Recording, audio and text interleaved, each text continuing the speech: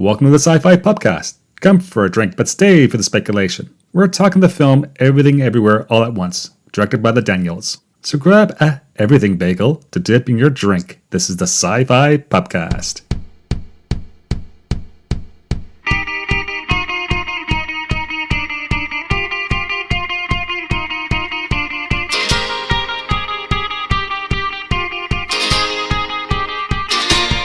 Greetings, welcome to the SciFi Pubcast, the podcast that tries to be a pub and perhaps someday a pub that tries to be a podcast. And as always, we're looking for customers to come visit our bar. So if you're passionate about something, you want to be on a podcast, well, let us know because this bar is all about community. If you want to help us out, please consider leaving a 5-star review wherever you find the show and subscribing to our YouTube channel. My name is Joel. I'm the owner of the SciFi Pubcast, so to speak. And today at the bar, folks, wow, we have our two dedicated regular staff members. Second show I've made that same slip up. I can't believe this. But yes, staff members. Joel secretly was to work at Disneyland, so yes. he considers all cast members, not staff members, which is actually the same thing, but potato. Yeah, nowadays I'm just faking, really. But yeah, that's the voice of Carrie Simpson, and we also have Derek Beebe here at the bar today. Oh, hi. Hey guys, how's everyone?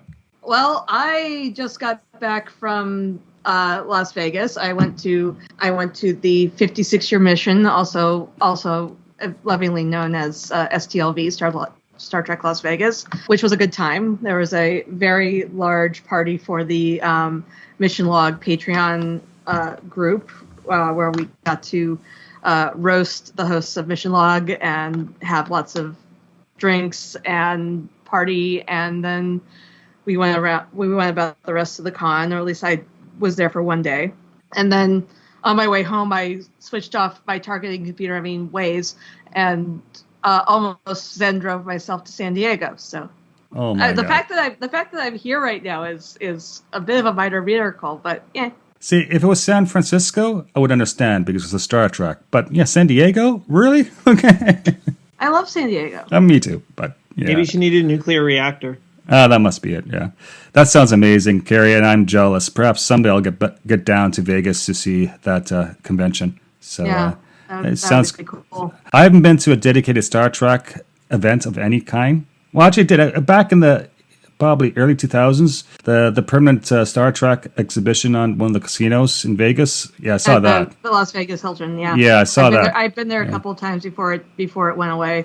Yeah. I haven't been to a actual Star Trek convention since the 90s. I think the last Star Trek convention I was at was like right after Patrick Stewart had hosted SNL, and he auctioned off the model of the Enterprise Love Boat. Oh, great! So that was fun. And then he auctioned off his tie because he hated it. He hated wearing it and stuff. But yeah, so this is the first Star Trek convention I've been to in years.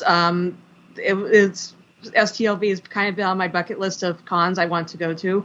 The only one really remaining is SDCC, but I'm not even sure I want to go to the actual con proper for that. I think I just want to go down and hang with people outside the con and party with people I know. That's awesome. Yeah, that's a goal for another year. The Star Trek convention in Vegas, is that an annual event? If yes. The times are regular or normal? Oh, it's been. I think the only time it didn't happen was like the first year of COVID. Mm. But see, the thing is, Creation lost the rights to do the con, so it's not actually the official Star Trek convention anymore. Unfortunately for you, Joel, Reed Pop is now the official. No. Yeah, I know. Oh, God. Reed Pop is now running the official Star Trek con now. Yeah, I know that. Yeah. Creation still does what used to be known as STLV, and that's kind of still the annual thing that everyone goes to in Vegas. So, and it's kind of nice because the convention is in the hotel, so you get tired, you go up to your room, you lie down for a bit, you go back down to the con or up to the con because the con was on both the bottom floor and the top floor of the tower, and It sounds awesome, and Las Vegas is a fairly cheap place to fly into in terms of cities. So I didn't fly. I drove. It was nice to get in the car, turn on the turn on the playlist and just drive for 4 hours. Yeah, but if I'm coming down from Canada or if That's Derek's coming down from Pennsylvania, That's true. I've drove it before. That's a long drive. Just let's say that. I did miss the monsoon by like an hour. Oh, good. So that was good. Cool. And speaking of Derek, how's Derek and the hills of Pennsylvania? It's not too bad around here. Not too hot, not too cold. That's nice. That's nice. Derek, we all live vicariously through you, man. So what's been happening with you? You live vicariously through me. I'm pretty sure I'm the least interesting one out of all of us here. No, you're not. But I got turned down for a new short story. Yeah, that happened. But at least you're trying, man. Yes, you're trying, and that's very important. So definitely keep up doing that, man, and don't get discouraged at all. Speaking of discouragement, I should ask you, since we are a bar, right? The SciFi Pubcast. How's our kitchen doing? I have created a new dish in honor of the movie that we're doing. It's obviously called hot dog fingers, like they have in the movie, the hot dog fingers. And I noticed in the movie that they definitely didn't look cooked. So these are being served tartare, and their fingers were full of ketchup and mustard. They would bite into their fingers and ketchup and mustard would squirt out. So what I basically did was I took an uncooked hot dog and just kind of like pumped one full of mustard and one full of ketchup. And to be accurate to the way the film portrayed it, I did, of course, prepare these with my bare feet, which I'm getting pretty dexterous with, by the way. I only dropped them on the ground like 1 out of 2 times now. Yeah. Let me guess. I'm very afraid. Let me guess, Derek. You were relishing this moment? Oh, yes. Very much so. I'm going back to bed. Okay. Let's just move on. My update, from Joel. Let's see. My PhD program at Western University in London, Ontario. I'm doing a PhD in law. Well, it's taken off because it's the start of the new term next week. I'm going to be highly busy trying to find the correct work-life living balance thing going on. So there's that. I'm back in the gym trying to get more, being more fit, which is always a good thing. But because I'm going to be so busy, these episodes from the SciFi Pubcast, we're still going to try to get it out every 2 weeks. But in reality, it's going to be every 3 or 4 weeks. If I get really behind in my coursework, that will be my focus. But we're carrying on regardless. But if you go down for maybe a month or 2, sorry about that. That's on me again. It is what it is. In other words, what you're saying is you're somehow giving the rest of us a vacation because you'll be way too busy to, to edit the show. But think of it as an unpaid vacation, of course. Of course. We wouldn't expect you to pay us. Oh well, right? Of course not. Like, who's going to pay Derek for what he does? Wait, you're getting paid, Carrie? What? Exactly. I thought I was doing this for the exposure. We're doing it for the love of what we love. It's all about the passion, right? Yeah, and Carrie just nods her head. All right. Right. All right. But today, folks, let me just say my brain is already hurting because who doesn't like a trippy family drama with a multiverse of film references? Yes, I know. It's all connected. So yes, we are going to discuss the movie Everything, Everywhere, All at Once. That's right. And this is Derek's idea. Saying that, I actually think it was quite a good idea. It's just that, this is a fantastic, difficult movie to watch. It's directed by the Daniels, so Daniel Kwan and Daniel Schernert. Hopefully I got the names pronunciation right. And of course, I'm going to butcher some others, so forgive me for the pronunciation of names. I did study somewhat. It stars Michelle Yeoh. Waiting for it. Yes, I got this name right. Okay, good. Yes, you got it right. Stephanie Sue. I think the H is silent. Please correct me now. I think so. And of course, so, yes. One of my favorite childhood actors when I was a child, who starred in Indiana Jones, Temple of Doom, and The Goonies, Ki Hugh Kwan. Yay! He's made his return after about 20 years of not acting in major film, and that's great. I think he's perfect for this movie. We also have other like Jamie Lee Curtis, who plays the IRS auditor. Great. James Hong, Jenny Slate, Harry Shum Jr. So there's a lot of really good character actors. I know. Let's just say this. Let me throw over to Derek, because Derek was the one who insisted we do this movie, and I totally get that. Derek, what's your initial impressions about this film? I had heard good reviews about this ever since it came out in theaters, and I knew I was going to like it, and I didn't actually rent it until a week ago, and I was completely blown away. It was absolutely amazing. I knew it was going to be weird and tricky, but I didn't know it was going to be absolutely hilarious and bizarre and weird and insane, or that it was going to have all this amazing like kung fu action in it as well. I was really pleasantly surprised on every level by it. And it also had a really great story with really great characters and amazing acting. I think Michelle Yeoh and Jennifer Sue should both win Oscars for this, because I thought they were both like powerful in this movie. It was really good on just every level. And this only occurred to me after I was reading the trivia for it. They were talking about how they started working on this movie back in 2010 when they were reading about modal realism and the notions of parallel realities and alternate realities. And, back in 2010, that was more of a niche concept. Of course, it's everywhere now. And they said that when they started watching Rick and Morty, they were crestfallen because somebody beat them to it, and now they weren't the first ones to do it anymore. And when I read that, that's when I realized this really is like a live-action Rick and Morty movie, only with a lot more heart to it, of course, because Rick and Morty is very, cynical. But yeah, this really is like a Rick and Morty movie where you're going into all these weird, bizarre parallel realities where random, strange things are happening. And also at the heart of Rick and Morty is the notion of nihilism, and how in a world of infinite realities, nothing matters. Your life doesn't matter. The people you kill don't matter because there's a million copies of them elsewhere. So it really covers a lot of the same themes as Rick and Morty in a wonderful, beautiful way. Very interesting. And before we drill down into that, because that's a whole lot of things we need to unpack, Carrie, what's your initial take on this film? I really enjoyed the movie. I thought the whole hot dog thing was very, very bizarre. I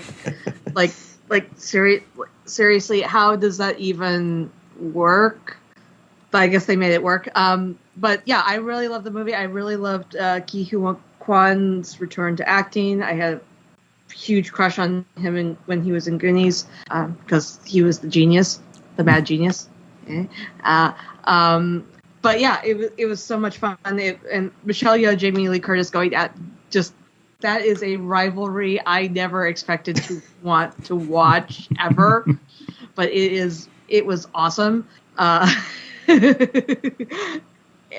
yeah, it was great. And I've just recently, finished a deep dive into Shadowhunter, so getting to see the guy who played the chef, because he was Magnus on Shadowhunters, of like, oh, I recognize him.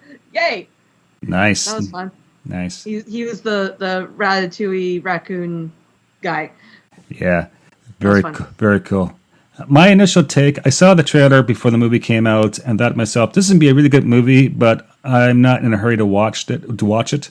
And then my buddy, Vince Cherniak, who I live with, was on my case for like maybe a month. You got to watch this movie. Because he saw it at the local art house cinema in town.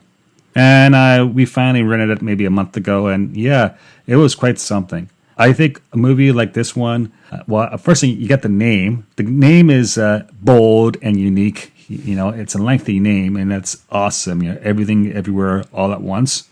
That's only the English title. Apparently, there's lots of really neat and interesting translations into different languages. And some of it is quite funny. You find some of the names online. Some of them has swearing in the title, which is great.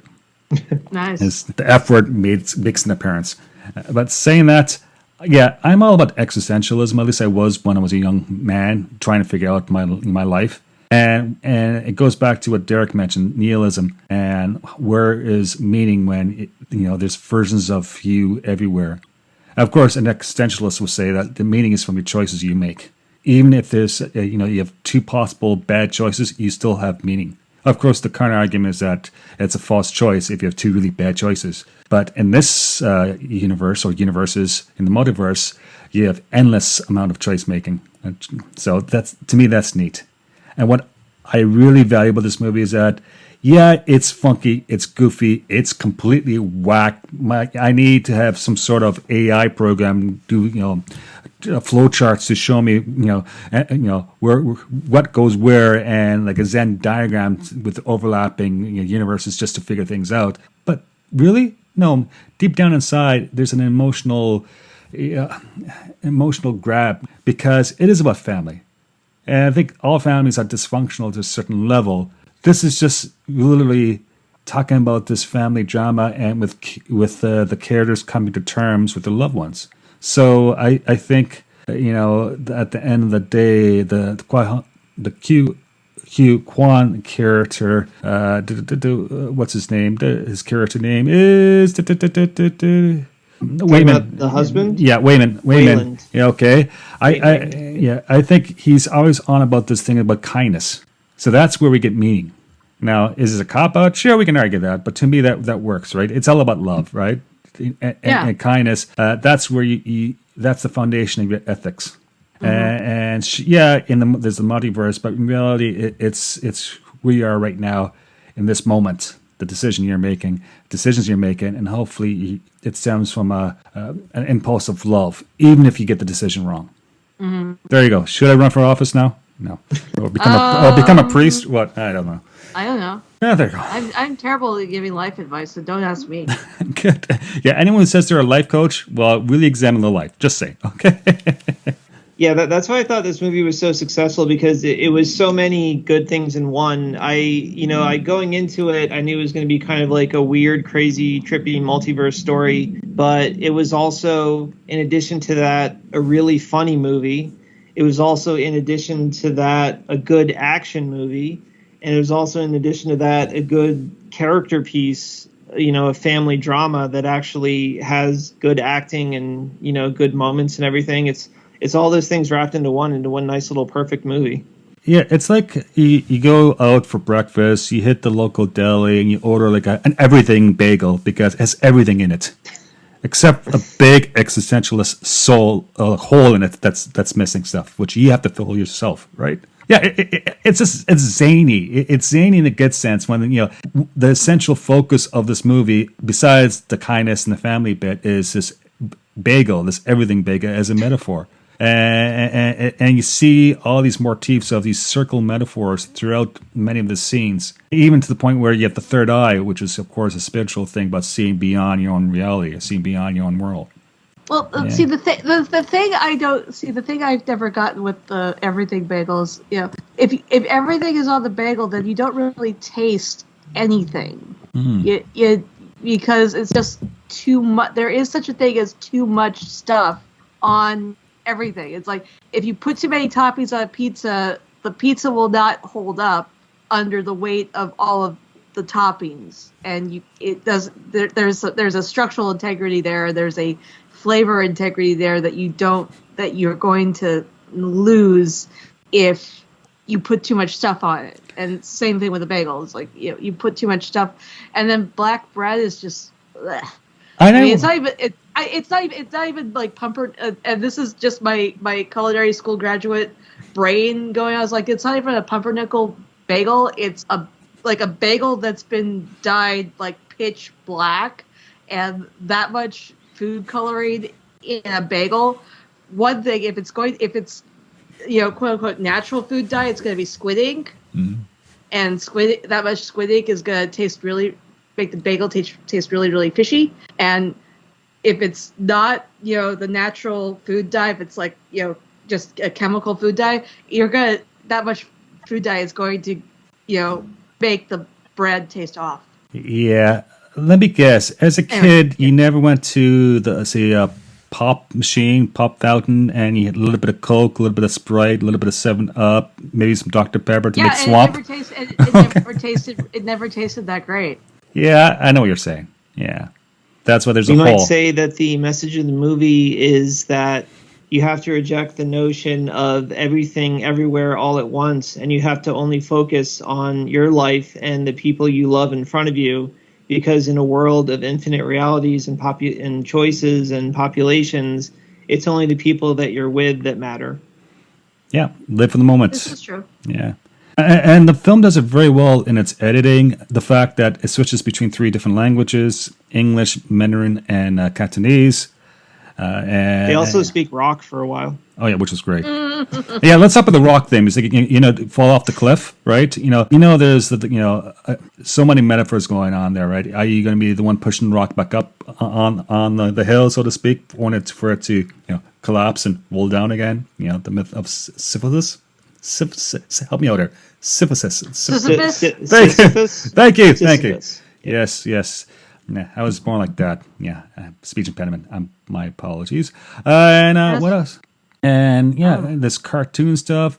The gender and sexuality, it plays a big role in that because it flips between universes, and it just boils down to accepting people who they are, their identity, and loving them. Right? It's kindness, showing kindness. Always do your actions from a place of kindness rather than a reaction to something else. So. And I'm certainly not qualified to talk about it, but it also gives us a wonderful look at the Asian American diaspora into America, and being first generation and second generation, and having to deal with those cultural clashes as well. Yeah. Yeah, and it's interesting that part of the movie is set in a laundromat, the family-run business, which is historically, in terms of Asian immigrants to the United States and Canada and elsewhere, very common. But now it's almost like a trope. It's a racial stereotype trope. And so, it's interesting. Like, personally, I know a friend of the house I live in from Montreal, and her parents ran a laundromat in London, Ontario. And she's immigrated, her family, from South Korea. So it's there. But also, we have the laundromat, the washing, the changing, the cleaning, all that metaphor is happening. And the circle metaphor, if you just watch the laundromat, the laundry machines themselves, it just feeds into the overarching themes of this movie. That also, the whole laundry mat thing and laundry in general just feeds into the memes. Like, the never-ending story when you're a child is Sebastian writing Falcor, and the never-ending story when you're an adult is laundry. Yeah, God. Because no matter what, you have to do the laundry. Otherwise, you're just gonna be buying more clothes and running out of room. The stain of our existence, right there, right? Yes, yes. I also like the fact that the very first time we're introduced to the daughter Joy, she's staring into a washer running around, and it's looking like the bagel image, and she's looking depressed and, dare I say, suicidal. Yeah. That's part of it, right? Entirely possible. Yeah, looking for meaning when you can't see meaning around you. Yeah, there's so many references happening in this film, like the ape scene with the hot dogs, right out of 2001: Space Odyssey. Okay, it's the ape with the hot dog fingers who evolve and who smite the other apes who had regular ape fingers. That's brutal. That's harsh. Yeah, there were so many moments in this movie where I was just like, I can't believe they're doing this in a movie, and it was just so unexpected and hilarious. I quite enjoyed the fanny pack fight scene with Kiwan Kwan, just because it was right out of the Goonies references with Data, with all the gadgets. Plus, the fanny pack was apparently very popular among Asian folks in America in the 1980s. So there's this pop culture reference going on there. So it's actually making poking fun of certain fashions of the time period back in the day. I just love that, and the fact that it was very much like Jackie Chan in the sense that the fight scenes, they always use stuff around them as weapons or to aid in the combat. Well, this is actually originally intended to be a Jackie Chan vehicle. Yeah. Well, but also the it's kind of, it's just like if you get down to it, it's like just a basic self-defense thing. It's like if you're in a violent situation, you want to get things between you and your attacker, whether it's a stapler or a chair or the opposite end of the room and stuff like that. You keep the part of the idea to help either de-escalate the fight or at least survive until authorities get there, is just to keep putting things in front of your attacker until you can either, get the hell out or someone help subdue the attacker. Yeah, it's the difference between cover and concealment. You make space. Yeah. You back up. You take a defensive posture, of course. Mm-hmm.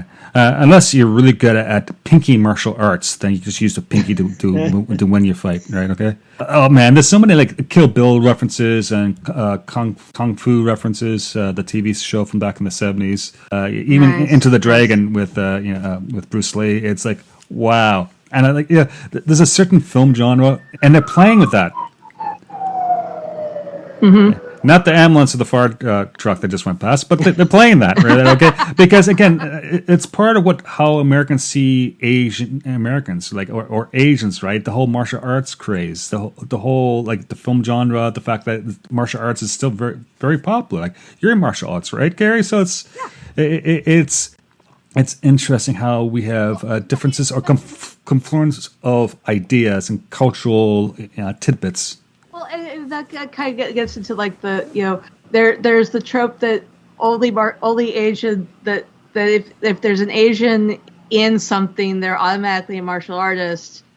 But there's also like this thing where like if you are practicing in a martial art, depending on what the mindset is, like if I'm walking around in a gi and hakama, am I appropriating Japanese culture, or am I just am I a martial arts practitioner? Yeah. And who's going to see what out of that get up? Yeah. If you can't appropriate any other thing outside of your own culture, well, then we won't have any culture, at least not in North America. Mm-hmm. Right. As settlers who's been here for generations. It's very, very difficult where the lines should be drawn. And yes, there are lines. I see that a lot in the tiki world because I'm fascinated by tiki, which is largely a made-up American culture. And perhaps someday I'll get around to writing this novel that's in my head about the whole tiki craze and having a bar and fleshing out some of these ideas. You're going to turn this podcast into a novel? Yeah, maybe. I'm just mining what I know in life. Okay. Okay. I've been playing around with this idea for a year or two now. So yeah, but ultimately, right? Okay. So what? It goes back to the central theme of this movie is that, are you acting out of a place of kindness? If you're acting out of a place of kindness, if you're acting out of a place of respect for the culture, or are you doing something because it quote unquote looks cool? Yeah, true. But then we have the googly eyes. Can we talk about the googly eyes? Wow, yes. That's bizarre. It's so whack. So awesome. Oh, man, that was a sight to see. Oh, God. The fact that they use that and they use it as a metaphor and they change it, from the, one of the opening scenes when they're in the laundromat upstairs and you have the main character. She's there by herself, stacked up with like receipts and business documents. And you see two googly eyes on the bag of laundry that's upstairs. And then fast forward towards the end of the movie when you have this very similar scene, but you have all the family there, and there's multiple googly eyes on multiple bags of laundry. That's just great. Yeah. Well, it's like she embraced the idea of not being quite so serious about life, the universe, and everything. Yeah, and she, in many ways, she gave her loved ones the ability to be free. If you love someone, set them free. It's like the Sting song, who I just saw last week, a couple of days ago, actually, and played in Ontario. Or is that a Police song? Oh, whatever. Any which way, that's the same central. Her putting the googly on her forehead also symbolizes her reconnecting with her husband and accepting his, love and philosophy as opposed to rejecting him and pushing him away. Yeah. Yeah. Yeah, and we see three different versions of Wayman depending on the universe. Alpha Wayman was very competent. And then there's other Waymans, and it's just choices, endless choices. And how does that affect the character? Wow. And of course, then we have like a sudden end credit scene, which is right out of some film language. I forgot the name of the director, but that's been done before. So if they're paying homage to that, and they guess, really? Yeah, end credit? Is that it? Is it just a mess? There's no wrap up? What? No. And the Ratatouille scene. Wow, that's amazing. They inserted a raccoon for a rat. That's great. Yeah, that was one of those moments where, like, they, the fact that she was, saying it as Raccoonatouille was hilarious enough as it is. But then they actually showed it as a puppet, and I was like, "Oh my god, I can't believe they're doing this." Well, it's like you wonder how much they thought they could get away with and not be, in violation of copyright with Disney. Yeah. And because Disney and copyright is a thing. Yeah. How many versions of Disney are there in the multiverse? I think the better question is how many universes does Disney control in the multiverse? Yeah, because we haven't even talked about. Good question. Yeah, we haven't talked about Doctor Strange in the multiverse of madness or Spider-Man into the Spider-Verse, right? So multiverse is a thing. Who did it better? I don't know, because in this movie, it's all wacky parallel multiverses. And it's almost like they're so wacky and unrealistic, but in terms of the theory, quite realistic. It feeds back to the overall theme again, which is meaning and kindness and not embracing the everything bagel, but embracing the moment. Mm-hmm. It is funny to see how prevalent this concept is in our mass media entertainment now. I was just reading the oral history of Star Trek book the other day, and there's that one Next Generation season 7 episode Parallels where Worf is jumping through reality after reality, and that was a story that Brandon Braga wanted to tell years earlier, but they always refused to do it because they said this is too confusing, no one will ever understand it. Going into multiple realities, that makes no sense. No one can follow this. And now it's part of our most popular movies. Yeah, and Doctor Strange did almost $1 billion. And we still can't follow it. That's all right. Okay. Yeah, it's so funny how 10 years ago this was something you would only see in like a Star Trek or a Stargate show or something, and now it's just everywhere. I mean, we could thank Marvel for that, because I would say that Spider-Man Into the Spider-Verse was the first big mainstream one that opened the door for it, and then we went on to Spider-Man 3 and Doctor Strange 2.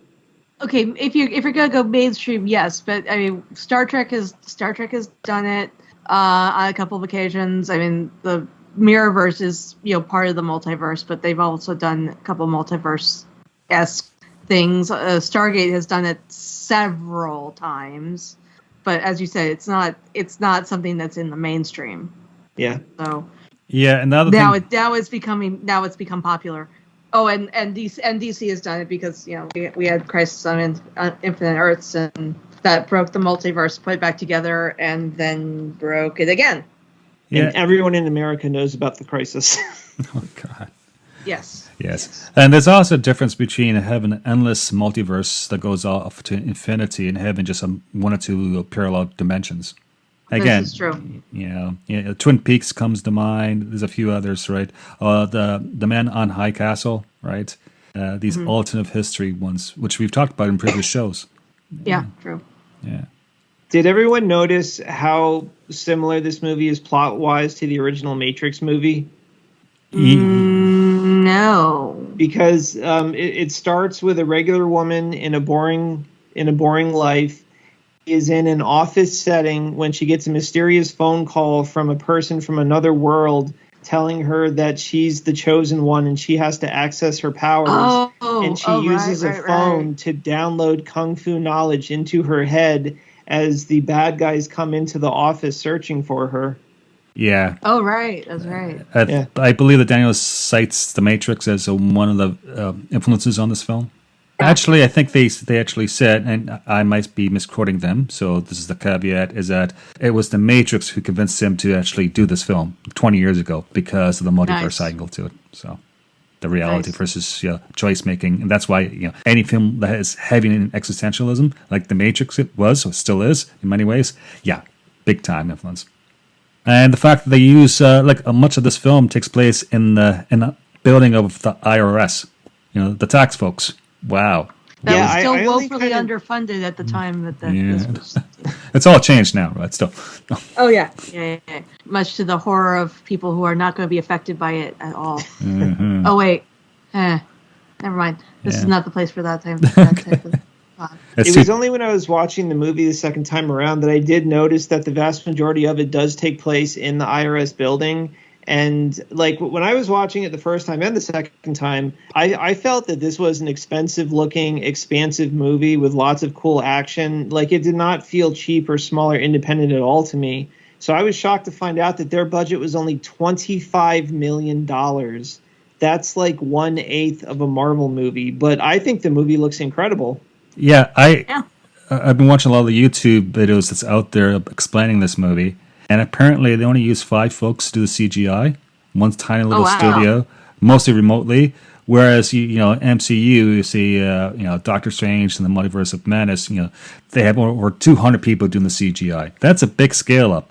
Yet it's effective because they did a lot of practical effects and their use of editing, which is quite quick and very montagey. That's not a word. They use montage a lot in this film. Montagey works. Yeah.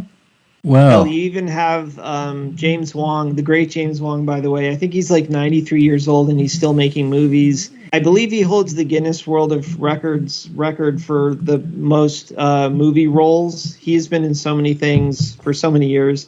So he's great in this too. And even at the end, his wheelchair turns into like a mech suit. I mean, it looks fake as hell, but I just love that. That's another one of those, like, I can't believe they went there moments that was so wonderful and hilarious. This movie is such a mess, but it works. Somehow it works. It does. It totally does. Oh, God. And then in between the random, insane silliness of Raccoonatooey and hot dog fingers, then you get these really beautiful, touching moments. Like, I mean, at first it's a joke and it's funny, but when they go to the Rock universe, that was actually like a really moving, serious piece where, she goes to a universe where there's no life, and she says most universes don't have life. Yeah. And there's this long moment where they just sit there in the quietness and we just hear the wind whistling, and that really lands for me. And like, a woman who's suicidal is traveling to a universe without life to try to experience what that would be like. It's kind of like, test cutting almost. It was a really beautiful moment. It is. And then at first it's hilarious that they're talking through silent word balloons, but it was also really meaningful too, because the mom is like, I can't remember the dialogue anymore, but I remember it being good. I'm blanking on what they were actually saying, but yeah. Do you think there should be a sequel to this film? Because personally, I don't. I think this film is a standalone. No. Yeah. I think if they could do a sequel, it would have to be freaking phenomenal. Yeah. It'd have to be like really, really well written and stuff. But I don't think it's necessary. Not everything needs a sequel. They definitely resolved this story for the characters, for the mother and the daughter and anything. So while you could certainly tell something in that setting and franchise, I would say that for these particular characters, their story was wrapped up in a really beautiful way. And to, have to bring them back for a new threat or something would kind of minimize the impact of the first movie, because while it was, this is the end of the multiverse and, she's going to destroy the world. In the end, it wasn't about that. It was just a small family drama that happened to include multiversal kung fu fighting. But, it wasn't about that. The real kernel of the story was just about, a mother helping her daughter in a bad place. And accepting the daughter, right? Yeah. For who she is. Yeah, I just think if they try to make a sequel, it's going to be doomed to fail. It's because the expectations were so high, and it will be such a challenging task. It's like doing Matrix 2 after Matrix 1.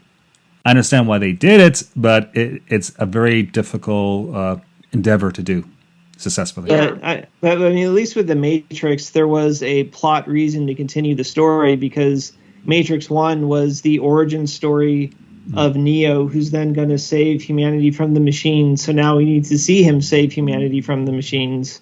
whereas this story doesn't leave you hanging in that respect. Yeah. But I still think this film deserves a couple of Oscars. For acting, this could be best Oscar material in my opinion, because it's so innovative, and I love Agreed. that. It's new, it's refreshing. Which is possibly why it won't get any Oscar nominations or awards, because it'll be too niche and too weird and too, all the excuses that someone's going to come up with for not getting this, but the recognition that it deserves. Yeah, maybe, but maybe I'm very cynical. Maybe the Academy and the Academy members will see how this movie is so unique and so challenging and challenging the viewers in many constructive ways. And it's a empty glass full thing. I don't know, but we'll see what happens when the nominations comes out. So. Yeah, I would be shocked if they won anything, or maybe they'll get nominated. But I'd be shocked if they won anything. I would like them to. I thought the daughter in particular was a really powerful performance, and I had never seen her in anything before, so she was very impressive right out from the get-go. Mm-hmm. Very cool. I have a question for you guys on a more technical aspect of the movie. So I'm kind of curious about how the multiverse jumping physically works, because now I know that Jobu Nabari was able to dip into other multiverses and physically transform matter in the new world. So I think that she was not physically taking something from another multiverse and putting it here. I think she was just transforming the existing matter in the way that she saw fit. And obviously she has that power because she's the chosen one or whatever. But for the rest of the people, the regular alpha soldiers, I'm not clear. They have those little headpieces and they have their little phones and their phone apps. Is that something that was somehow taken from the other universe, or was that something that they transport their consciousness into the body of their counterpart in this world, and then they just grab existing technology and from the knowledge in their head reprogram it to do what they want? Or is it something that they're somehow transporting from the other world? I didn't even try to understand that part, but that was just too much for my brain. Yeah, it was a technical widget that works somehow from the Alpha universe, and I think they took over the physical forms of the people they visit in other universes. But at the end of the day, is it important in terms of the story? Maybe. You can geek out. I know you love that not stuff. Really. Yeah. Yeah, it's not important to the character story. Yeah. I just like to nitpick those little real world elements. Yeah. I did notice watching the second time around. So before they leave for the IRS office, or when we're on the security camera footage, Michelle Yeoh is doing something, and